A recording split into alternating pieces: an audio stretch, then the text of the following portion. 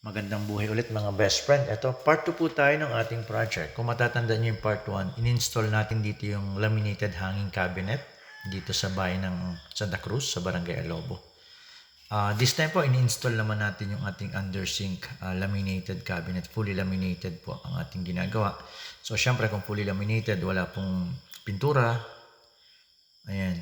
Yan po yung LPG cabinet. May ceiling. Yun pong itim na yun po yung handle. Ayan, hydraulic conceal yung ating ginamit. Ayan po. Ito yung ilalim ng sa lababo, doon sa may drainage.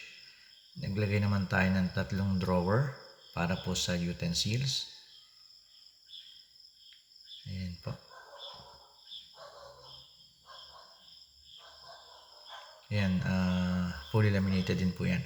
Dito naman, sa side na to, naglagay tayo ng lagay ng pinggan. Ito yung wire basket na tinatawag. So, stainless steel ang ating ginagamit yan para mas tumatagal siya.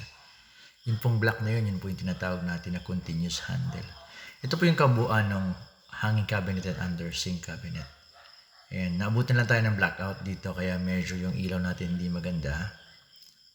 Ayan po yung kabuuan niya. Doon po sa mga kabayan natin dito sa Marinduque na gusto niyo magpagawa ng modular laminated cabinet, message lang po sa aking Facebook page. Salamat po and God bless.